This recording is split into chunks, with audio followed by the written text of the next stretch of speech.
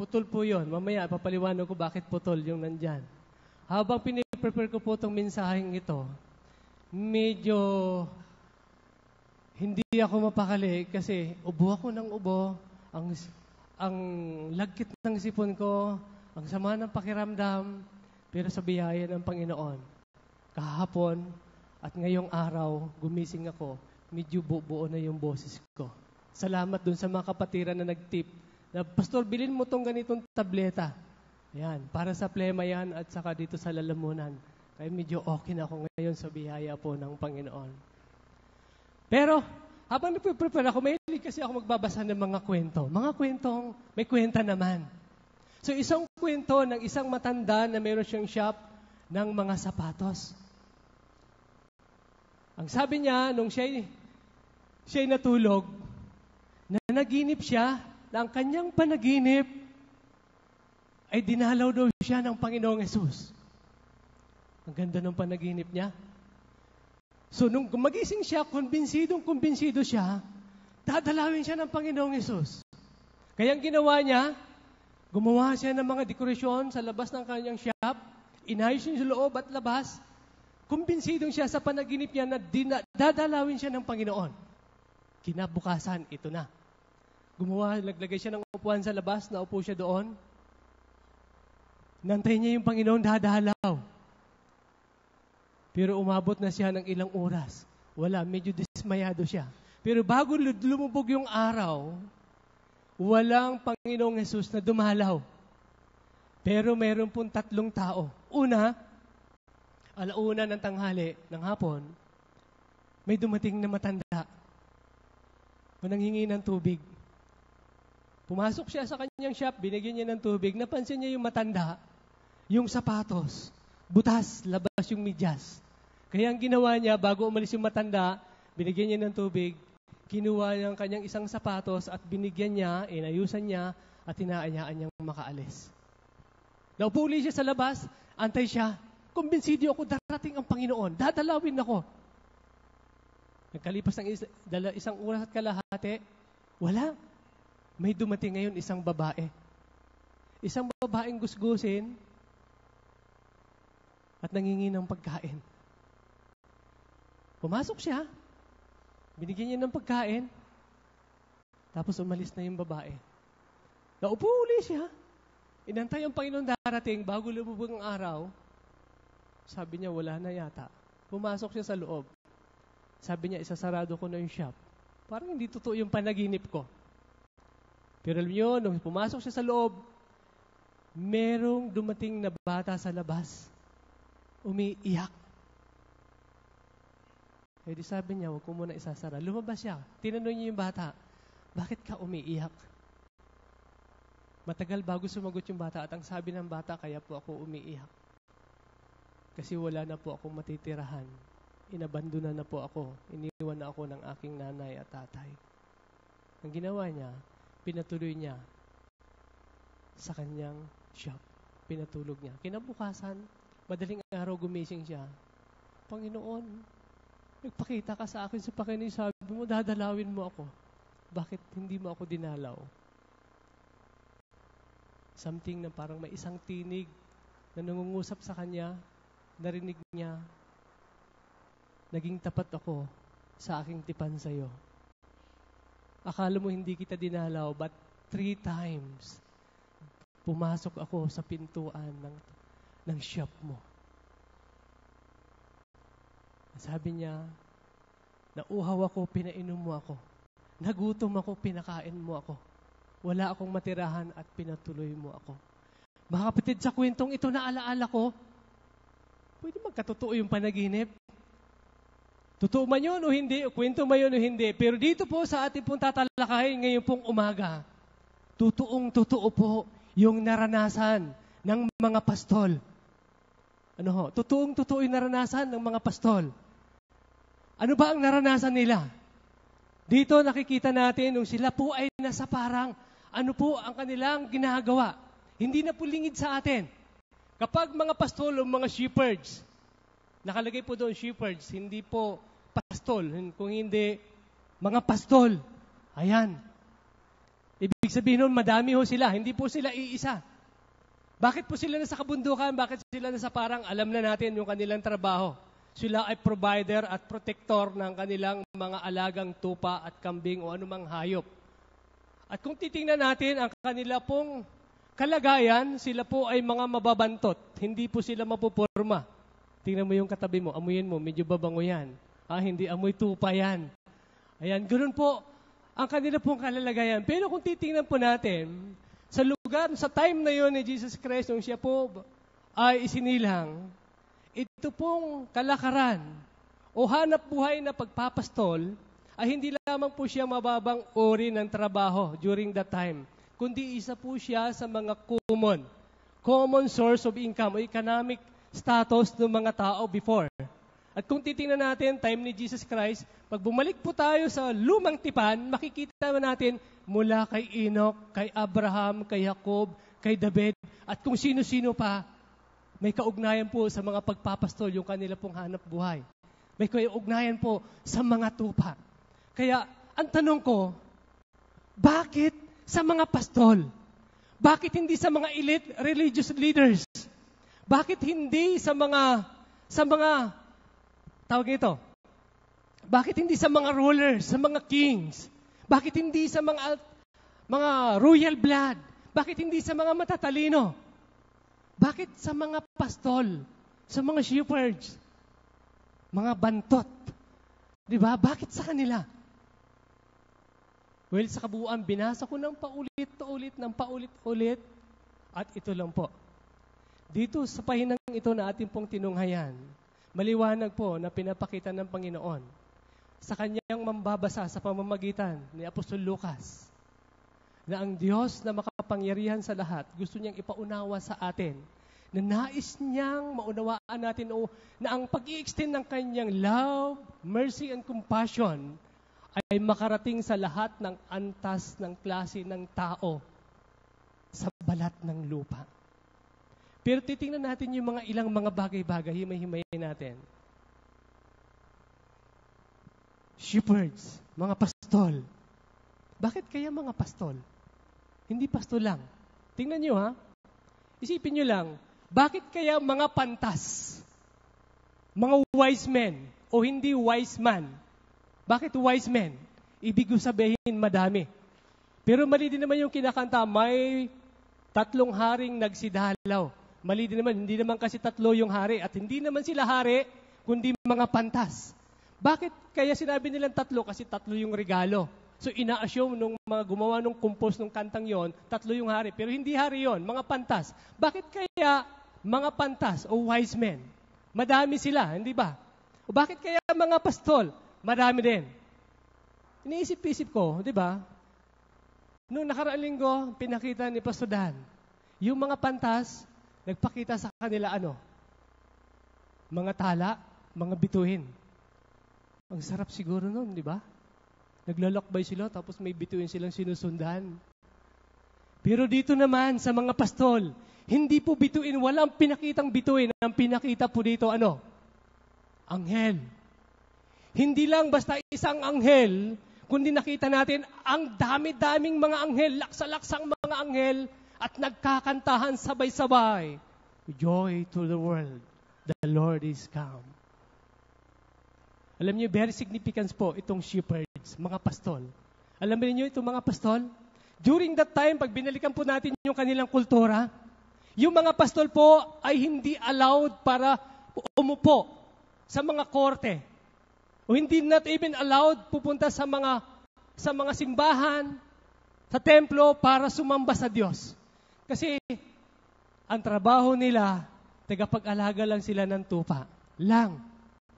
Pagdating mo sa korte, sa mga legal matters, hindi po sila kapanipaniwala. Kasi mukhang wala silang pinag-aralan at wala silang alam, kundi bukid, damo, tupa, kambing, ganyan. Alam ba ninyo, isang dahilan kung bakit sila ang pinili ng Diyos. Dahil gusto ng Diyos itaas ang moral ng mga pastol. Hindi lamang yon. In His divine sovereignty, ano magagawa natin? Mga pastol ang pinili niya. Diba? Hindi yung mga elite, mga pastol, yung mga hindi kilala. Alam niyo ba yung kanilang bundok na pinagpapastulan? Around approximately 6 to 7 kilometers mula po sa bayan. Ang layo po nun, parang mula dito sa bayan ng Imos, doon sila sa bayan ng Dasma, doon sila nagpapakain ng mga tupa. Ang layo po nun. At doon po sila nakatira. Bihira po silang umuwi. Bihira silang maligo. So ang trabaho po nila ay nakapokus po sila sa mga tupa, pagpapakain, pagpapainom, di ba? Puprotektahan nila laban sa mga uso, sa mga mga hayop na kakain dito, laban sa mga magnanakaw. Doon po sila, at sabi doon, araw at gabi. Nagpupuyat sila. Isang bagay pa, bakit sila ang pinili ng Diyos? Ito po ang unang punto. Kung bakit. Mga katangian. 3 katangian. Number 1, sila po ay diligent sa kanila pong pagmamatyag ng kanilang mga pastol. Nagpupuyat sa gabi upang bantayan ang kanilang mga alaga. Kumbaga mga kapatid, buwis-buhay po sila rito. Taya po nila yung kanilang mga buhay. At ito po yung nakakalungkot sa kanila. Alam ba ninyo kung ano pang significance bukod sa yung kanilang mga trabaho? Yung pong mga tupang inialagaan nila, alam ba ninyo kung bakit sila tutok na tutok sa mga tupa? Kasi yung mga tupa na yan, hindi lamang source of yung, di ba, yung food, yung kinakain, mga karne. Kundi yung mga tupa, basically, sila po ay dinadala sa templo o inahandog sa templo ng mga tao para mahugasan po yung kanilang mga kasalanan. Kaya tutok na tutok po sila sa bawat tupa. Ayaw po nila na magasgasan yan, sobrang taba o sobrang payat, o may pingas yan. Kasi inahandog sa templo, mga tupa. Ganun po ka-significance. At bukod pa doon, bakit significance so sila, itong mga pastol? Kasi hindi nga sila kapanipaniwala. But this time, sa kanila po nag-rebel ang Panginoon. Now, kung babalikan po natin yung ilang mga Bible characters na kinatagpo ng Panginoon, si Pablo, medyo sikat, kinatagpo ng Panginoon. Hindi si Pablo kumatagpo sa Diyos. Kung naalala niyo, nagmensahe ako sa aklat ni Juan, yung pong babaeng Samaritana. Medyo outcast na po siya, walang pumapansin. Di ba? Makasalanan. Pero nung nakatagpo po siya ng Panginoon, di ba? Ginamit po siya ng Panginoon. Meron pong significance. Si Zaccheo, medyo wala nang nagre-respeto sa kanya kasi mandaraya, mandarambong, manluloko, mandurugas. At marami pang iba. Na parang mga tao, parang mga walang kwenta, wala nang selbe, pero nagpahayag sa kanila ang Diyos. Dahil nais ng Diyos na sila po ay gamitin. At nakita ng Diyos na meron pong katangian ng mga pastol na to, sila po ay diligent sa kanila pong pagmamatyag ng kanilang mga tupa. Mga kapatid, pinagbubulay-bulayan ko. Ngayon pong Kapaskuhan, pagdiriwang ng Kapaskuhan, mapapansin ninyo, paglabas niyo dyan sa highway, ang traffic, di ba? Kahit motorsiklo, parang ang hirap sumingit. Ganon. Pag pumunta ka sa mall, ang haba-haba ng pila doon sa cashier, hindi po ba? So kahit saan ka pumunta, siksikan yung mga tao, pupunta ka sa Baclaran, pupunta ka sa Divisoria, kahit sa mga malls ngayon, unti-unti, busy na yung mga tao. Well, wala namang masama doon. Pero tingnan mo, ito po, maging yung mga mananampalataya minsan, busy sa pagdidekorasyon. At wala nang panahon sa pagdidebosyon. Hindi na nagiging diligent.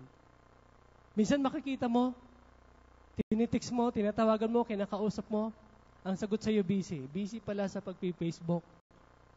Wala nang panahon para makikipag face-to-face kay Lord. Mga ganun tipo. Hindi na nagiging diligent.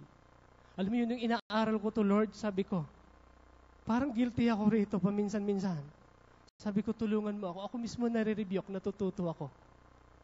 Tulungan mo ako, Panginoon, na maging diligent ako. Na kung ano yung sinasabi ko, ginagawa ko.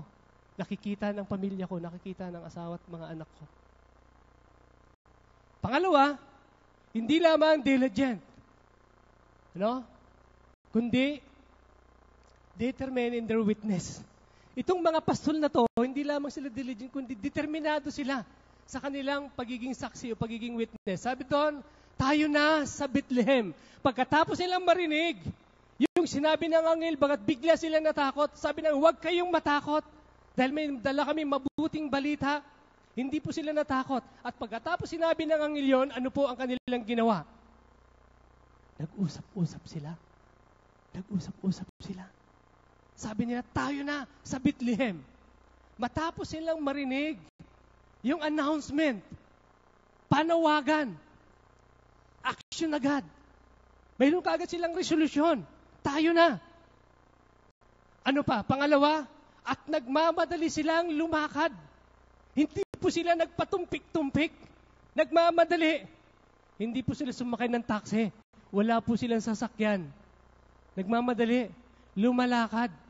Alam niyo ang Panginoong Hesus noon, pag binasa natin sa aklat ni Juan, makikita ho natin, naglakad sa bayan-bayan, nangaral, nagturo, at nagpagaling.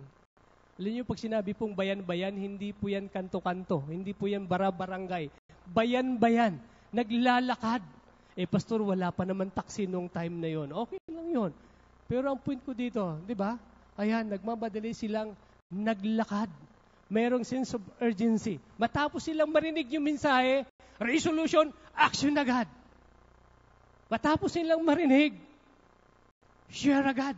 Ito pa, kaya't isinalaysay nila ang mga sinabi ng anghel tungkol sa sanggol na ito. Mga kapatid, take note. Ang narinig po nila, anghel. Hindi pa po nakasulat na yung time na yon. Sa atin po ngayon, nakasulat na po. Mula Genesis hanggang Revelation. Hindi lang po natin isang bisis narinig, paulit-ulit na po. Hindi po ba? Pero dito, ipapapansin pa natin, kaya't isinalaysay nila ang sinabi ng anghel tungkol sa sanggol na ito. Isinalaysay, ipinaliwanag, pinagsabi. Tingnan nyo. Hindi po nila isinalaysay yung kanila pong kwento. Hindi po nila isinalaysay o pinagsabi yung galing ng kanilang pastor, yung lamig ng kanilang santuaryo, yung lapad ng kanilang parking lot, yung bangon ng kanilang comfort room, yung mayroong balkonahe, yung pong clear nilang LCD monitor. Hindi po nila pinagsabi yun. Hindi po nila pinagkalat yung galing-galing nilang mga song leaders at sa mga backup, mga cute na mga backup. Hindi po nila pinagkwento yon. Hindi nila pinagkukwento yung mga gagaling natin, mga dancers o mga smiling face na mga ushers. Ang ikinuwento po nila, sino? Si Jesus.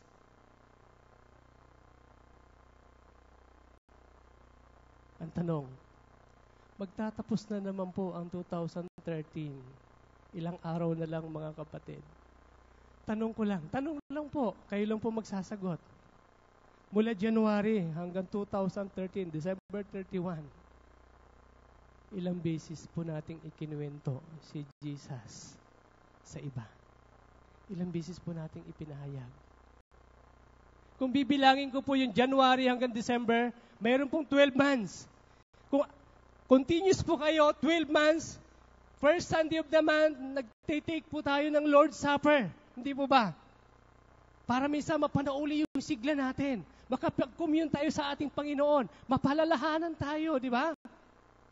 Ang sabi doon, kapag kinain nyo at ininom ang sarong ito, ay ipinahayag ninyo ang kamatayan at ang muling pagbabalik ng ating Panginoong Jesucristo.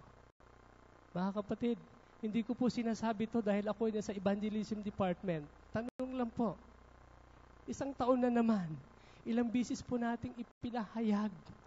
Ilang po na bisis na sinabi, tayo na! Bilisan natin, maglakad tayo. Ipahayag natin ang Panginoong Jesucristo. Ilang bisis po. Pwede bang pakitapik mo yung katabi mo? Hoy, kapatid, ilang bisis mo kinuwento ang Panginoong Jesus? Kung hindi pa, well, marami pang araw bago magkatapusan, mga kapatid. Hindi pa huli ang lahat. Alam niyo, sa pagdiriwang ngayong Kapaskuhan, maraming pagkakataon para ikwento natin ang Panginoong Jesucristo. Kahapon po, kung nandito kayo, ang dami po mga bata dito, hindi ko alam saan galing yun, Tansan Luma, o Bayan Luma, o kahit saan. Nandito sila kahapon. At ang mga kwento kanila narinig, walang iba kundi tungkol sa ating Panginoong Jesucristo. Yun lamang po mga kapatid, kwento. Paano natin ikakwento? Simple lang po. Isinilang siya, hindi siya nanatiling Santo Niño. Di ba? Siya lumaki, siya nagdusa doon sa cross, siya namatay at muling nabuhay para sa iyo at para sa akin. Yung pong muling pagkabuhay, ang pinaka-bulwark ng ating pananampalataya, Kristiyano.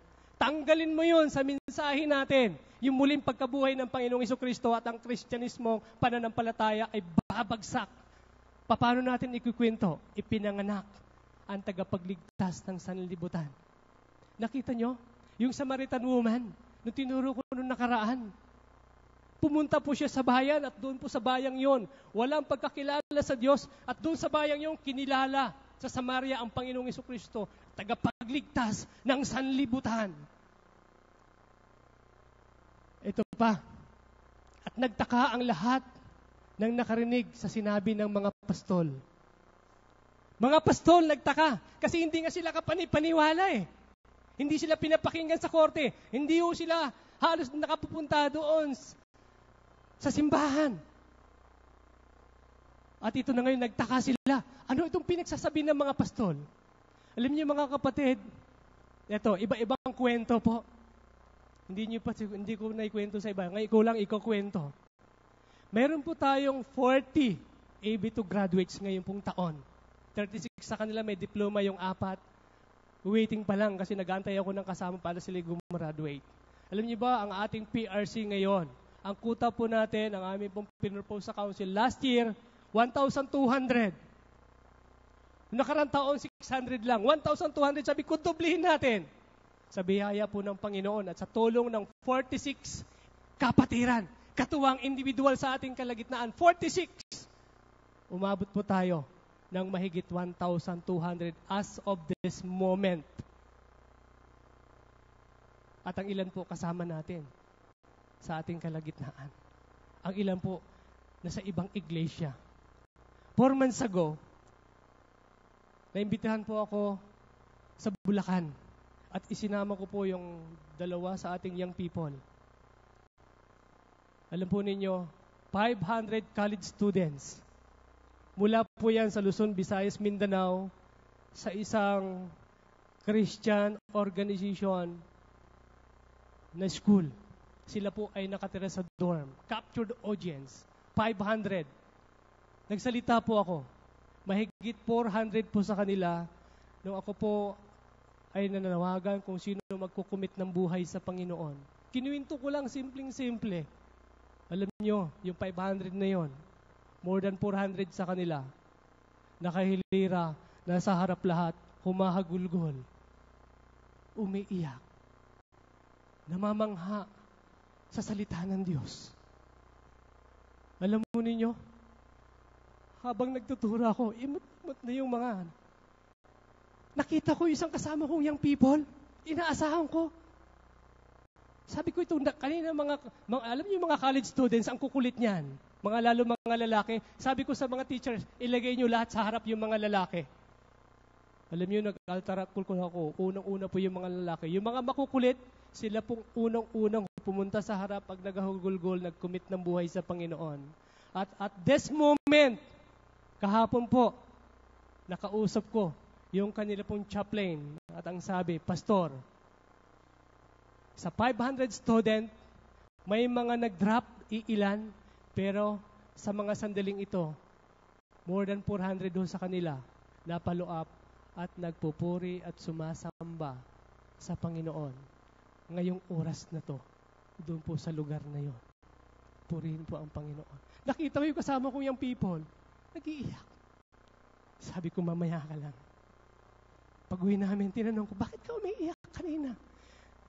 Akala ko, iyak. Sabi niyo, Pastor, hindi. Nag-iiyakan kasi. Ang lakas kasi ng iyak nila eh. Sabi ko, ganun ba yun? Hindi po. Kaya po ako naiyak, tumutulo yung luha ko. Hindi naman ako ganito dati. Naiiyak ko ako sa galak, sa tuwa. Kasi nung nakasama kita doon, ganun pa naman yung senior mo. Nung nakasama kita, ganun pa rin. Pero tinan mo yung mga tao.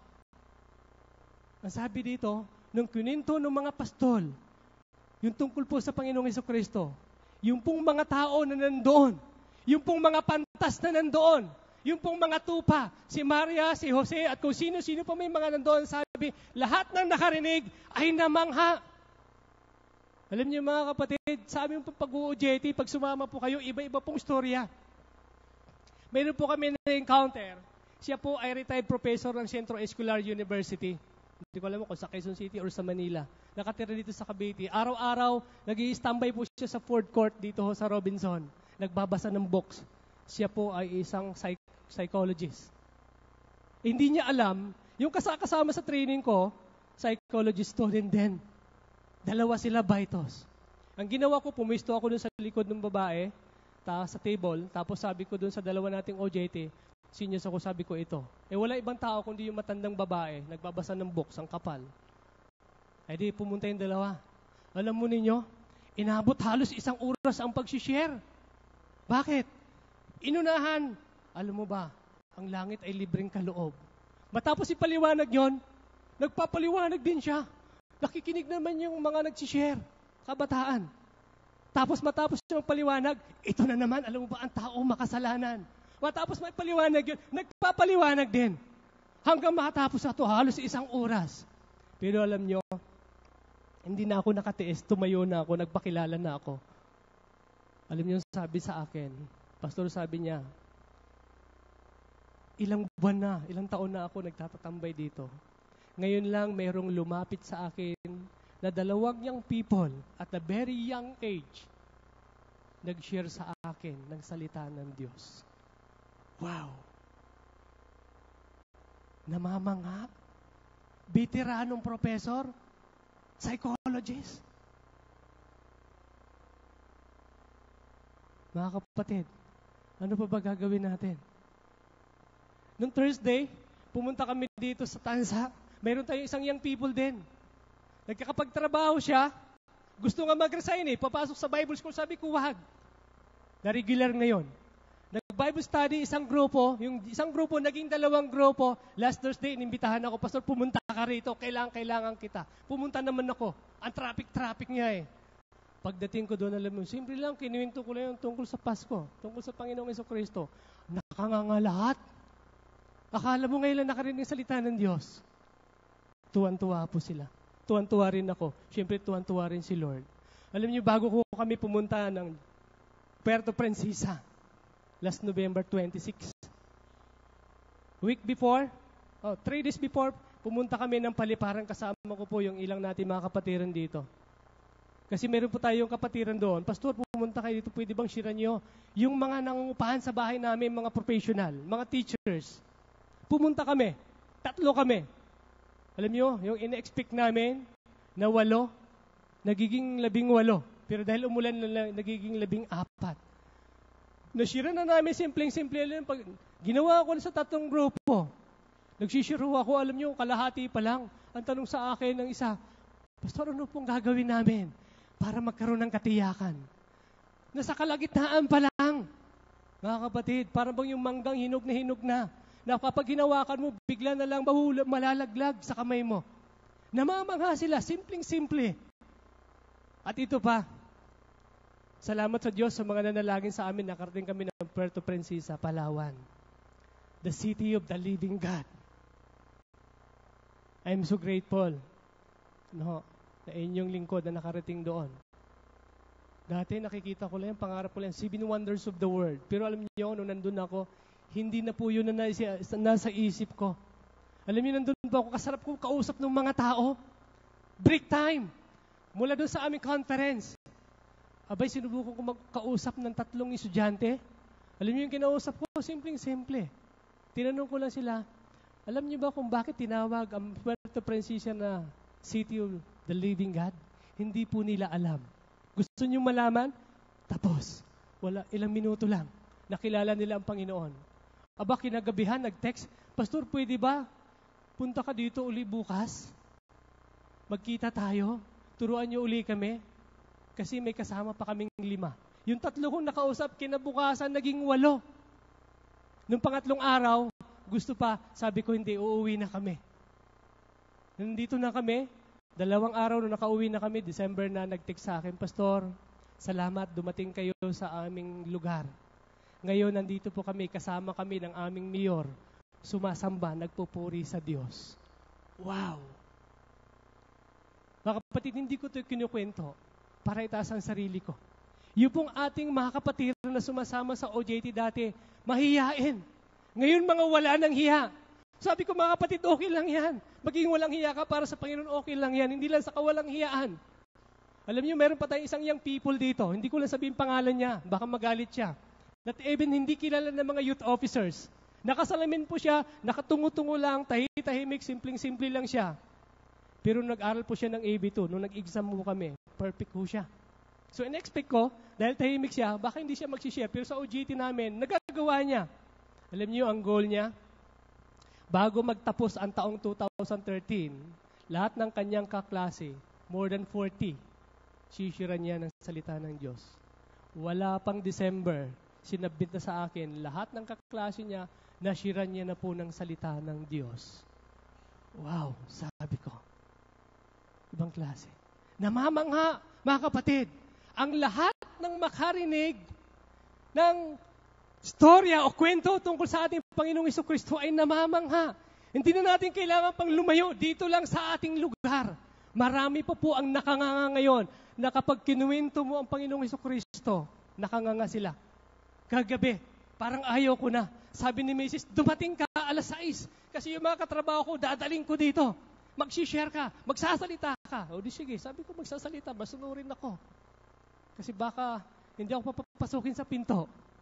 Sinama ni Mrs. ko yung kanyang katrabaho sa kanyang department sa OAC. Hindi ko po in-advertise yung OAC. Alam ko kilala ninyo yun. Mga factory workers. Aba, nagsama-sama sila. Una, ang usapan 40. Ang dumating ngayon ay 56.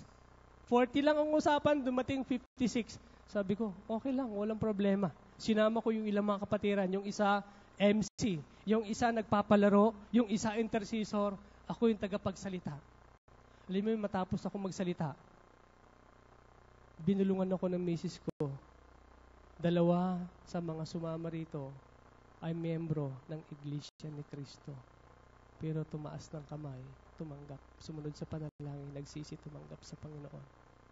Pagkatapos ko nun, bago kami nag-uwian, lumapit po yung isang lalaki, isang Batangginyo.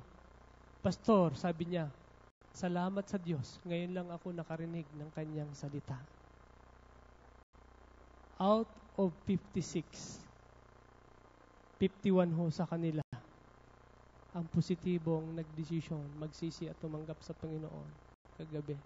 Kaya sabi ko, ako'y umuwi, pagod na pagod pero galak na galak ang puso ko.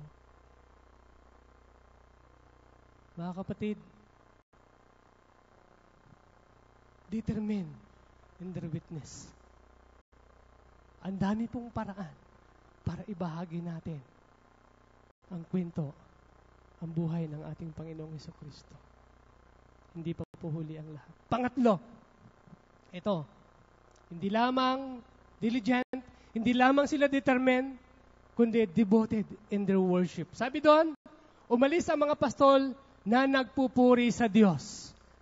Wow, ano pa ba naman, di ba? Pumunta na sila sa isang lugar, nakita nila ang tagapagligtas ng sanlibutan, nakatayo sila roon. Nandyan marahil yung mga tupa, nandyan yung mga pantas, nandyan yung tala, nandyan si Jose, nandyan si Maria. Wala naman silang dilang regalo. Wala naman binigay sa kanila ang sanggol. Pero ano po ang kanilang experience? Umuwi silang nagpupuri sa Diyos. Alam niyo mga kapatid, kapag tayo po ay seryosong lumapit o hanapin kung makita ang Panginoon. Halimbawa lang, pagpunta natin sa iglesia, kapag ang Panginoong Jesucristo ang kinatagpo mo, uuwi ka, galak na galak ka sa iyong puso. Pero kapag papasok ka sa iglesia, di ba? Nakatingin ka sa pastor, nakatingin ka sa katabi mo o sa kaharap mo, sa likod mo, na hindi mo gusto, uuwi ka. Wala kang kagalakan, kundi puro kakalungkutan. Pero dito po makita natin, nung nakita po nila ang bata, umuwi po silang nagpupuri sa Diyos. Hindi ko alam kung tumatakbo, sumasayaw-sayaw, at ito pa, at nagpapahayag ng kanyang kadakilaan. Simple lang po. Worship and service. Worship and service. Ang sabi po ni Pastor Jumac, no, kung naalaala ko, ang sabi niya, pagkatapos sambahin ng Diyos, lalabas at mag-share. Kaya nga tayo may worship. Tawag ng worship and service. Hindi lang basta sasamba, kundi maglilingkod. Hindi lang po ito inuutos sa mga pastor, mga kapatid, kundi sa bawat isa. Bata, matanda. Ano? Lahat po tayo. Now, sa kabuuan, ang mga katangian pong ito, diligent, determined, and devoted. Kitang-kita po ito. Ginawa po ito ng ating Panginoong Hesukristo. At ang sabi niya, siya ang mabuting pastol. At ito rin po ang desire, ang panalangin ng puso ko, na nawa magawa natin itong simpleng bagay. Maging diligent. Maging determined. Maging devoted. Hinihiling ko tayong lahat tumungo.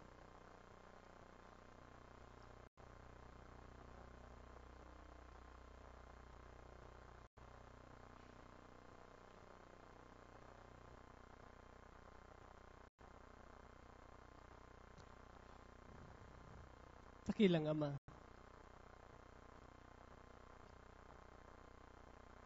narito po kami sa umagang ito. Nagpapakumbaba po kami sa inyong harapan. Marami pong mga pagkakataon lumipas na nagiging abala kami sa aming kanya-kanyang mga gawain. At hindi namin napapansin ang pangungusap mo, ang panawagan mo. Patawarin mo kami, Panginoon. Individually, family, or corporately, as an ICBC family. But yet, Lord, this time, tulungan mo kami. Lalabas kami muli sa santuaryong ito. Taglay ang kagalakan ng puso na ikaw ang aming nakatagpo, hindi ang sino man. Alam namin, Panginoon, na patuloy mong kinakatagpo ang bawat isa ayon sa inyong sariling kaparaanan. Panginoon, at times kami po ay walang pag-asa. Mga outcasts, walang silbi. Subalit sa inyo pong biyaya, kami po ay inyong pinili, kami po ay inyong iligtas. At sa mga sandaling ito, Panginoon, bilang tugon namin sa inyong pong pagmamahal, bigyan mo kami muli ng pagkakataon na makapaglingkod sa inyo. Dahil ang totoong nakakilala sa inyo, Panginoon, ay hindi aalis sa inyo. Hindi liliban sa inyo. Hindi aayaw sa inyo, kundi maglilingkod at maglilingkod sa inyo. Panginoon, narito po ang inyong mga anak. Ang ICBC family. Akin pong dinudulog sa inyo, Panginoon.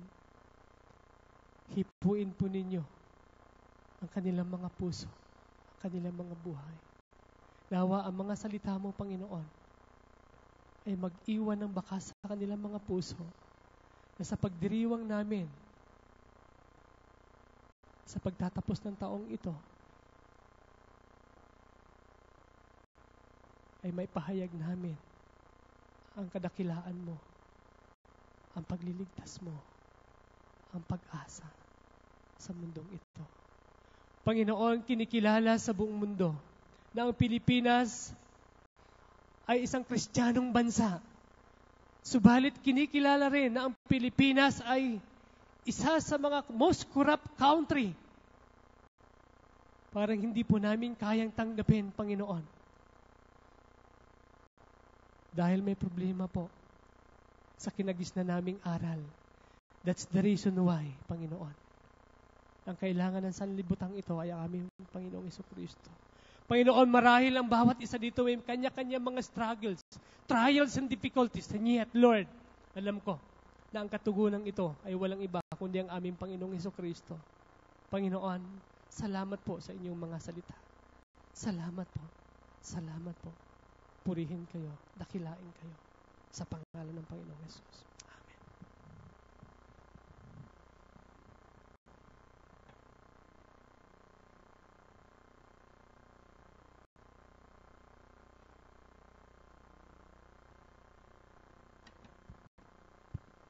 Patuloy po tayo sa ating pagsamba sa pamamagitan ng pagkakaloob ng ating tithes and offerings. Sabi po sa 2 Corinthians chapter 9 verses 6 to 8. Tandaan ninyo ito, ang nagtatanim ng kakaunti ay nag-aani ng kakaunti, at ang nagtatanim naman ng marami ay aani ng marami. Ang bawat isa ay dapat magbigay ayon sa sariling pasya, maluwag sa loob at di napipilitan lamang, sapagkat iniibig ng Diyos ang kusang nagbibigay ng may kagalakan. Tayo po'y manalangin.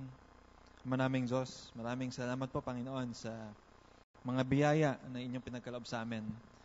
Amin pong dalangin, Panginoon, ang mga financial blessings na inyong pinagkaloob sa amin. Maging faithful po kami and generous in giving back our tithes and our offerings. Kasama na po, Panginoon, ang aming pledges for the mission. Makumpleto po namin to, Panginoon. Nagsimula po kami ng January, naway matapos po namin yung aming faith promise hanggang December. Makumpleto po namin ito.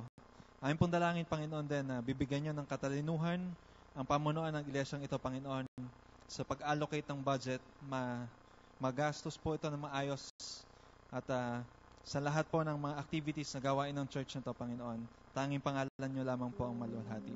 Po amin dalangin, magpasasalamat sa pangalan ni Jesus. Amen.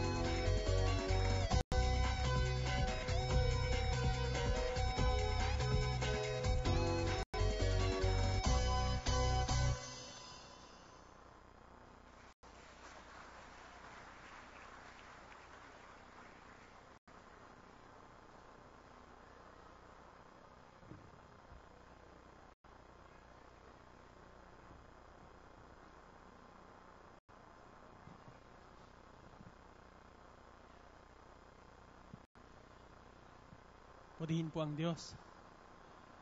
Ngayon naman po ay darako tayo sa paggawain natin na katulad po na ng mention natin noong isang linggo, gaganapin po natin ngayon yung everybody's birthday. Sa ating pong pagpasok, siguro po nakatanggap po kayo ng katulad ng sobre na ito na binibigay po ng ating mga ushers. Ngayon po, kung hindi po kayo nakatanggap nito at nais nyo pong makakuha, itaasin nyo lamang po ang inyong mga kamay at lalapitan kayo ng ushers. Sa ating pong kalagitnaan ay may mga boxes. So, sa pag-mention ko po ng month ng inyong birthday, halimbawa po, January kayo pinanganak, pwede po kayong lumapit sa harapan at ihulog po ninyo ang inyong mga sobre. Okay po, maliwanag po. So, umpisahan ko na po for the month of January. Lumapit lang po sa harapan. February, March, April, May, June, July, August, September, October,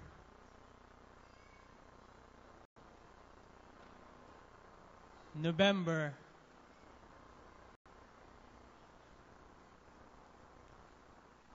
December.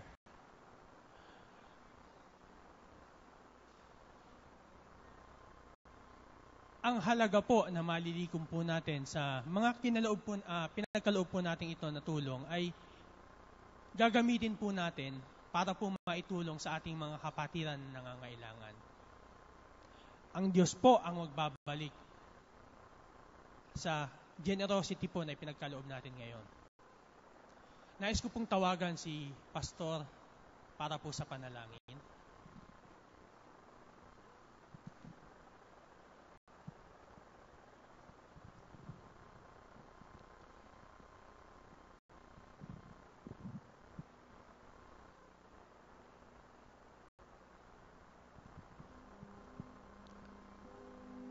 Dakila naming Diyos, salamat sa mayamang pagpapala na inyo pong pinadaloy sa bawat mga tahanan, sa bawat mga individual. Nagpapasalamat din po kami, Panginoon, sa kasaganaan. Salamat din sa katagumpayan ng bawat mga negosyo, O Diyos, na ipinagkatiwala nyo sa aming mga kapatid. Ang nalikom, Panginoon, ng mga salaping ito, aming ipinagpapasalamat. Tanda ito ng aming pag-ibig sa iyo. Hudyat ito, Panginoon, ng aming pagkikisa sa patuloy na pagsulong ng inyo pong malawak na ministeryo. Pagpalain niyo po ito, Panginoon. Ibalik niyo rin ng patuloy sa aming mga kapatid at sa bawat isa sa amin ang siksik, liglig at aapaw na mga pagpapala. At ngayon pa lang, Panginoon, ay amin na po itong inaangkin ang kasapatan at lahat ng katugunan po ninyo sa aming mga hiling. Pagpalain niyo po ang bawat isa na narito. Tulungan niyo po kami na pagkatapos kaming manambahan, kami ay lalabas at maglingkod naman. Salamat sa inyo pong mga salita. Nangusap po sa amin upang sa aming paglabas ngayon ay meron po kaming gagawin na mga hakbang. Kasama ka namin. Pagpalain niyo po ito at magugat ng malalim sa aming pong mga puso. Maging dahilan nawa ito, Panginoon, para sa aming pong mga buhay na naugnay sa iyo at kakitaan ng pagbabago. Maging kapamaraanan nawa ito, hindi lamang namin narinig, kundi ito, Panginoon, ang siyang gagabay sa amin para kami lalong maging ganap na matatag sa iyo. Pagpalain niyo po, Panginoon, ang aming pansamantalang pag-iwaiwalay. At ingatan niyo po kami sa aming mga pupuntahan pa sa maghapong ito. Niling ko po ang kapulungan. Tayo po ay tumayo.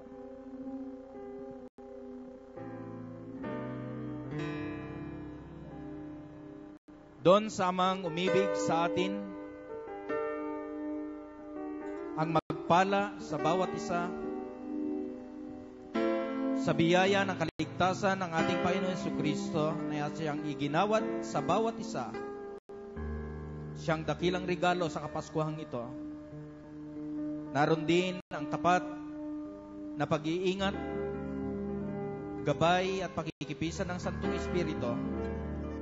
At ito'y sumaatin nawang lahat ngayon, bukas at magpakailan paman.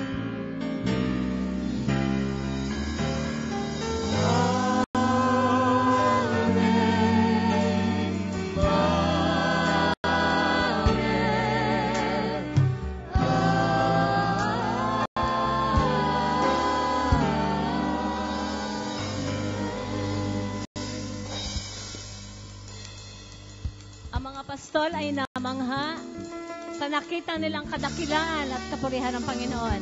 Tayo man din po, na kinatagpo ng Panginoon, magpupuri at ipapahayag ang kadakilaan. Amen. Let's praise God.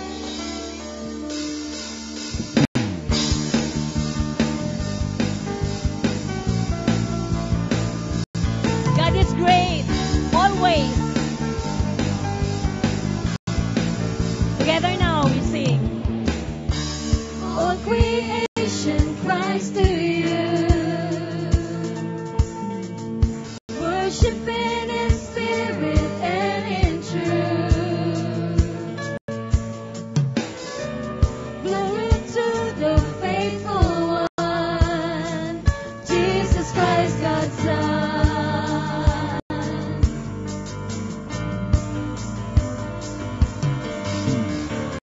All creation gives you praise.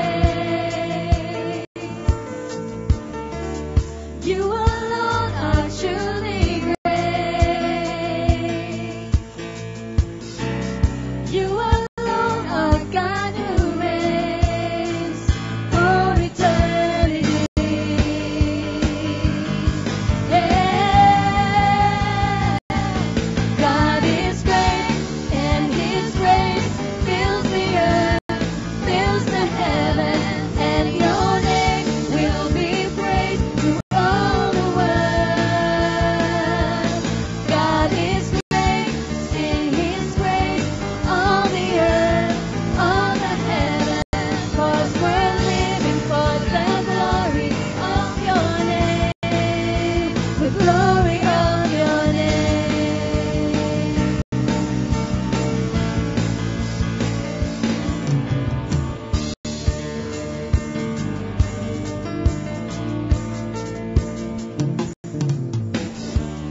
Unto You, O God,